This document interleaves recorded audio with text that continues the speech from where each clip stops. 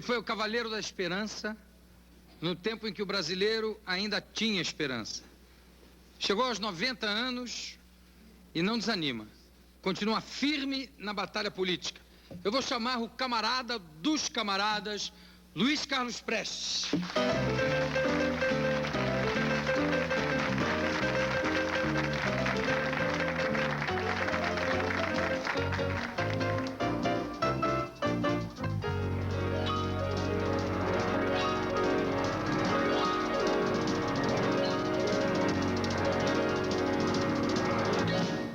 Bom, antes de mais nada, eu quero dizer aqui de público que é um privilégio, uma honra entrevistar você aqui no nosso programa. Você que é mais do que uma personalidade, você é alguém que na história desse país está acima do bem e do mal, admirado pelas esquerdas, pela direita, pelo centro, um homem, um brasileiro acima de qualquer suspeita, um brasileiro que deu provas de amar o seu país como poucos deram, independente de ideologias ou de posições políticas. E eu começo perguntando, você ainda se considera um camarada? Lógico que sou um camarada. Eu tive todo esse apoio que está me dizendo, né? Mas eu já fui expulso 2 vezes do Exército Brasileiro, compreende? E fui condenado já a 47 anos de prisão, compreende? Mas chegou a passar 47 anos? Não, passei 9 anos. 9 completamente isolado, né? De maneira que esses elogios aí, a mim, quase que compensam, né, a realidade da vida, né? Porque a realidade da vida foi outra. Mas os elogios não chegam a ser nem elogios. Não, é pura verdade. É só ler a sua vida, ver a sua batalha, que a integridade já aparece sozinha, não precisa nem fazer força. Agora, você falou 9 anos de prisão, isolado. E quantos anos de exílio? Exílio foram alguns 10 a 15 anos. Eu estive exilado na Argentina, no Uruguai, depois na União Soviética, depois voltei ao Brasil, depois estive 8 anos e meio ultimamente na União Soviética, de 71 até 79, né? Depois de 64, né? Depois de 64 eu passei 7 anos de clandestinidade aqui no Rio de Janeiro mesmo, né? 7 anos sem sair daqui? Sem sair daqui, clandestino. E você acha que ainda dá para ter esperança? Muita. A esperança existe. A certeza, mais do que esperança, é a certeza de que o Brasil vai chegar a um regime novo, diferente, livre efetivamente da exploração do homem pelo homem. Todos os povos marcham para o socialismo, né? Marcham realmente para essa sociedade nova. É o que avança no mundo, né? Mas isso você acha, a nível de Brasil, a curto, médio ou longo prazo? Não se pode nunca ser profeta nesse sentido. Pode ser um fenômeno político qualquer, pode precipitar os acontecimentos. Você, no fundo, é um extraordinário otimista, não? Sim, sou. Eu tenho uma grande confiança no nosso povo. Eu tive contato, de fato, com o povo mais miserável do interior do Brasil, né? Percorremos 25 mil quilômetros em contato, atravessando 13 estados do Brasil, né? E aí vi o que é o povo brasileiro, o analfabeto, né? Em poucos dias ele assimilava a nossa tática de guerrilhas e derrotava um coronel comandando 2.000 homens. Não viu? Porque um analfabeto. A coluna Prestes percorreu o quê? 25 mil quilômetros. Foi. E instituiu a guerrilha antes da guerrilha, vamos dizer. Não, era a guerrilha. A tática de movimento, da guerra de movimento, né, foi levantada por nós, né? Porque quem conhece a realidade brasileira, a extensão do nosso país, né? E particularmente as dificuldades com que lutávamos, né? Porque a nossa coluna sempre foi em situação precaríssima de armamento e de munição, né? Quando eu organizei a coluna mesmo, tinha 1.500 homens, mas só pude armar com arma longa, com fuzil Mauser, 700. Os outros estavam armados de pistola e... 7 homens? 700. 700. Metade, mais ou menos. Sim, 700. Que estavam com arma longa. Não tínhamos um fuzil metralhador, não tínhamos uma metralhadora pesada, né? O resto tudo de revólver? Revólver e pistola, e com isso que iniciamos a marcha, né? Que idade você tinha quando começou a marcha da coluna Prestes? 26 anos. E a marcha levou o quê? 2 anos? 2 anos e pouco, 2 anos e 4 meses. Agora, você acha que hoje, com o Embratel, comunicações e tal, seria possível o surgimento de uma coluna, como a coluna Prestes? Não é possível. Hoje já não há mais condições para isso. Naquele momento era oportuno, era o possível, e nós derrotamos 12 generais brasileiros, né? Porque a tarefa deles era liquidar com a coluna, eles não liquidaram. Nós fomos vitoriosos, né? Porque esse era o objetivo deles, era liquidar a coluna. E não conseguiram, né? Desde o general Rondon, né? Ah, inclusive o general Rondon, é verdade. Foi quem lutou contra nós no Paraná, né? É verdade. Agora, além dessa diferença que você disse que hoje não seria possível uma coluna como fazer o que fez a coluna Prestes. Aviação, helicóptero, paraquedismo, tudo Exato. isso E as comunicações também? As comunicações são muito mais. Agora, quais são as outras grandes diferenças que você sente entre o Brasil de 1927 e o Brasil de hoje? Não, há bastantes diferenças, né? O progresso, mesmo nas grandes massas do interior, é grande. O capitalismo penetrou no campo. Hoje as grandes fazendas são todas elas de orientação, a formação econômica e social dominante já é capitalista, já empregam máquinas, já empregam adubos, né? De maneira que a penetração do capitalismo no campo já modificou muito a situação. Embora o essencial continue no mesmo nível, que é a falta de terra para o trabalhador, né? 80% do camponês brasileiro não tem um palmo de terra nesse país imenso. Isso é um paradoxo, né? Parece um paradoxo, pelo menos, né? A terra está toda nas mãos de 4.000 fazendeiros, né? São donos da maioria da terra. E agora, com essa Constituição, a coisa piorou ainda mais, né? Porque nenhuma terra útil, nenhuma terra produtiva, diz na Constituição, pode ser desapropriada. De maneira que vamos desapropriar só terras improdutivas para entregar a quem? Quem é que quer terras também improdutivas? Fica um outro paradoxo. Se ela é improdutiva... Como é que vai se desapropriar? Agora, Prestes, você teve uma formação totalmente militar. Estudou no colégio militar, né? E como é que você conseguiu conciliar essa sua rebeldia com essa formação militar? Não, o início foi um movimento tenentista que surgiu em 21, 22 no Brasil. A jovem oficialidade, formada num curso universitário, era contra a República Velha, né? A fraude eleitoral, a corrupção da justiça, né? A falta de liberdade de imprensa, tudo isso nos incomodava, né? Mas aí que os tenentes, os oficiais jovens, em 21, 22, formaram o chamado movimento tenentista. Foi daí que surgiu. Esse movimento coincidiu com a sucessão presidencial de 22, né? Em que o Bernardes foi eleito presidente da República, né? Houve o fenômeno ainda das célebres cartas do Bernardes, encontradas pelo Correio da Manhã, insultando o Exército se movimentou contra isso, daí surgiu o movimento. Foi a primeira crise econômica do após-guerra, da primeira após-guerra, foi justamente em 21, 22. Agora, o movimento tenentista não tinha uma ideologia específica. Eram os liberais, né? O Cordeiro de Farias fazia parte do movimento. O Cordeiro de Farias, João Alberto, Luiz de Barros, o Djalma Dutra e outros, né? Todos nós protestávamos contra aquela realidade. Você sabe o que era eleição nessa época no Brasil, no interior? Aproveitava o domingo da missa, para que os verdadeiros eleitores do fazendeiro assinassem o livro. No dia da eleição, o livro já estava feito, a eleição já estava feita. Aqui no Rio de Janeiro, mesmo aqui no Rio de Janeiro, o voto não era secreto. Mas é que o indivíduo, cada um que tivesse um diploma, podia votar, um título, uma carteira de identidade, né? Mas ele podia votar 2, 3, 4 vezes, quantas quisesse. Quer dizer, não havia controle nenhum. Não havia nenhum controle. E a apuração, já havia uma apuração, depois a Câmara dos Deputados fazia outra, invertia completamente. Os derrotados passavam eleitos, os eleitos passavam derrotados. Era assim que era a eleição no Brasil. Isso só se modificou em 30, né, com o voto secreto, que foi conquistado em 30. Só a partir de 30. A partir de 30. Mesmo assim, você acha que ainda existe muita fraude em eleição no Brasil, no interior? Ainda existe muito voto de cabresto? Mesmo na cidade. Na eleição de 86 para governador parlamentares aqui na Guanabara, a fraude campeou, né? E o pior fraudor foi a própria Justiça Eleitoral. Nós reclamávamos, os nossos advogados reclamávamos de certos casos concretos de fraude e o juiz despachava em cima da perna, sabendo que era comunista, ele vai indeferido, não tomava, nenhuma só foi atendida, foi deferida, né? E eram casos concretos de fraude, né? Agora, você acha que ainda, hoje em dia, ainda existe aquele fantasma, assim, quando se fala em comunismo ou em comunista? Ainda existe muito. O anticomunismo ainda é muito vivo no Brasil, né? É incompreensão, né?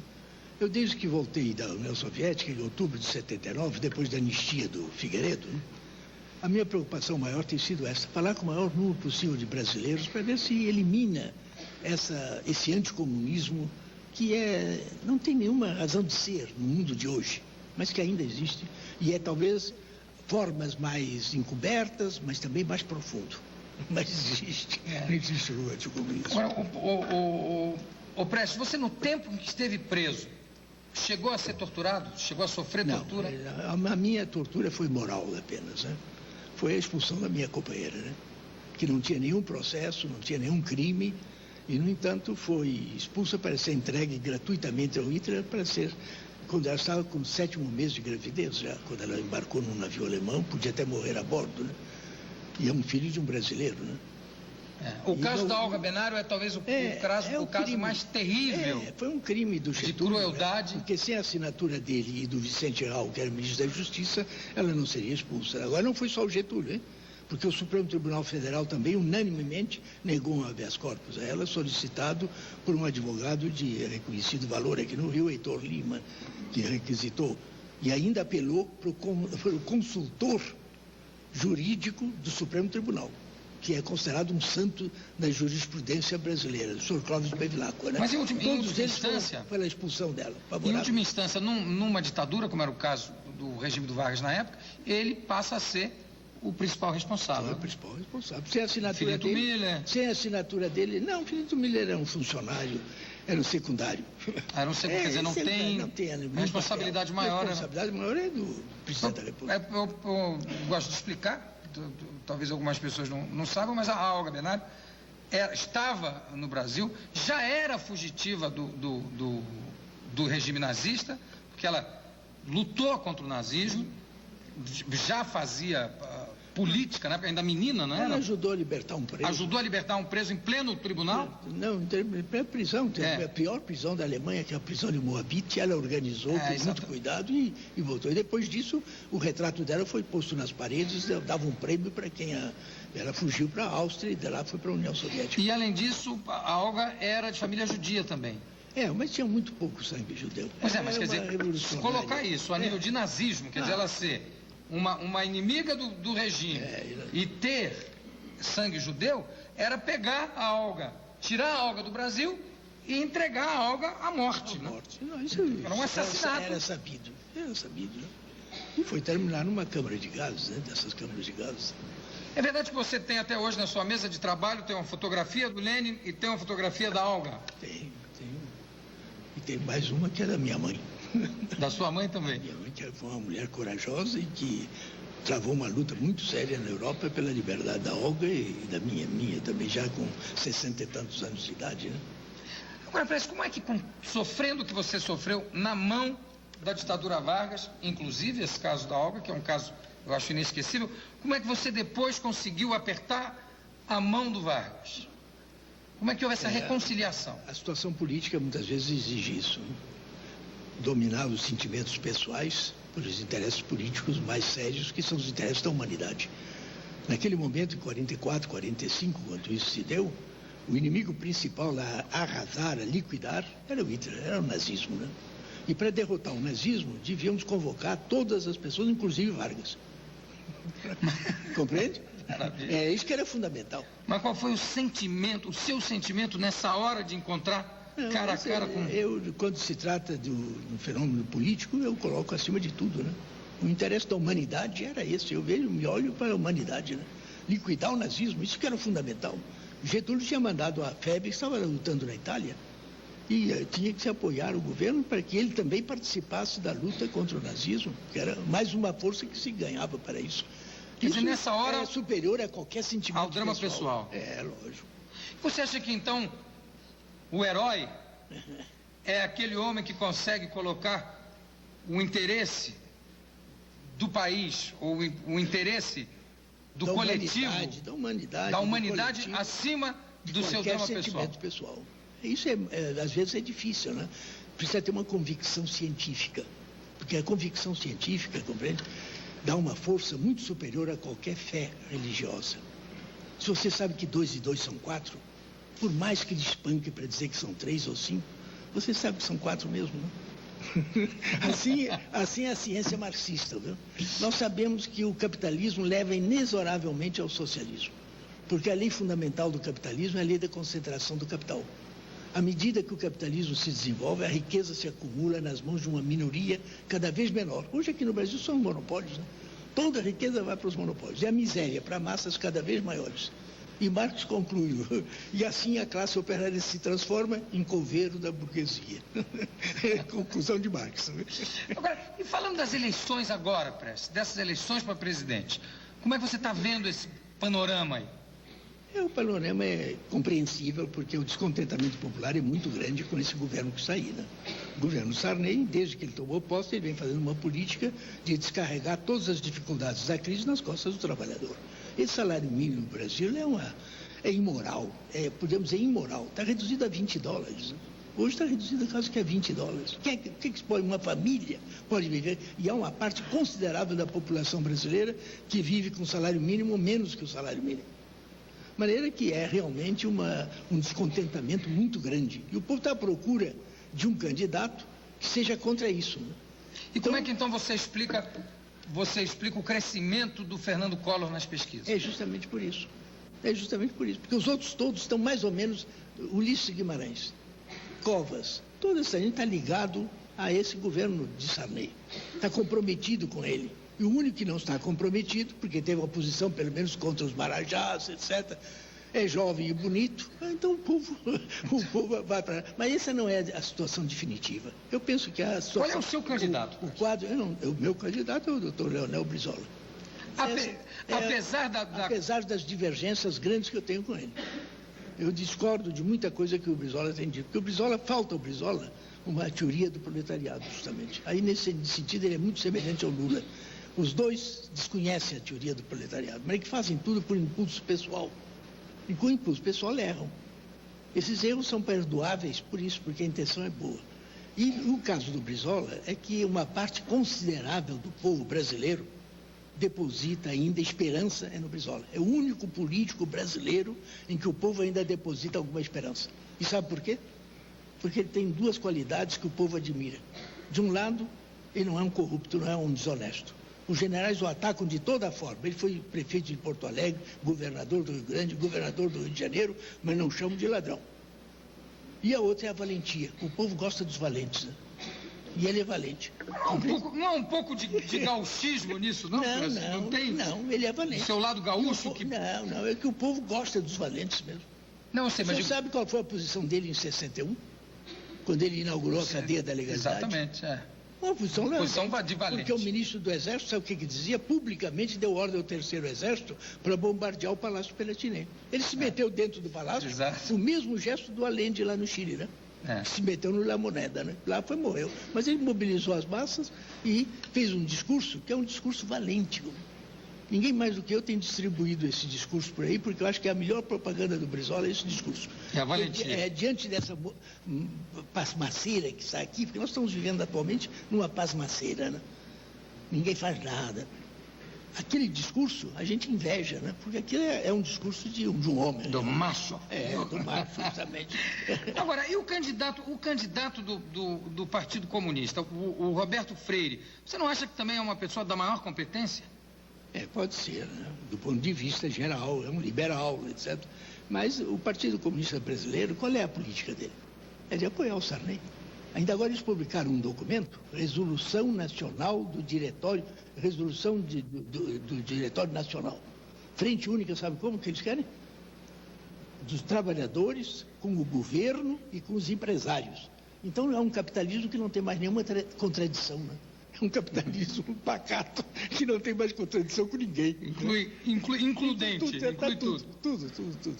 Quer dizer, então, e o Roberto Freire defende essa tese, né? É essa tese que ele defende. Então ele é agradável a todo mundo, né? Mas não tem voto. Apesar disso, está com 1%, né? Ele vai continuar com 1%. E o Lula? Não, o Lula é diferente. O Lula é um operário de talento. O Lula é talentoso. É uma lástima que ele não se dedique mais a estudar a teoria do proletariado, né? Mas também é uma pessoa séria. Não, também, é uma pessoa séria. Uma pessoa não corrupta. É talentoso, é um chefe, ele é um líder de massa. Né? Valente, ele é um líder de massa, não há dúvida alguma. Né? Agora ele precisava estudar um pouco, né?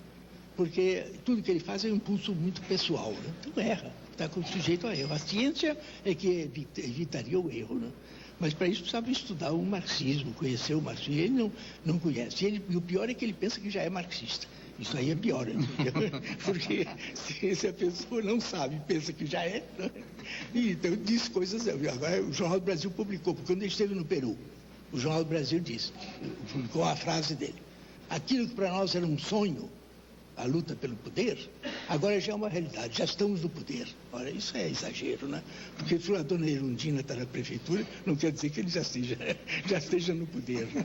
Isso foi publicado. Quer dizer, são erros assim, né? Que podiam ser evitados se tivesse... E ainda é muito jovem, não tem ainda suficiente experiência, né? Eu penso que dificilmente ele poderá ser eleito para presidente da República. Se ele ficar em segundo ou terceiro lugar. Luiz, muito obrigado pela sua presença. Daqui a pouco a gente volta.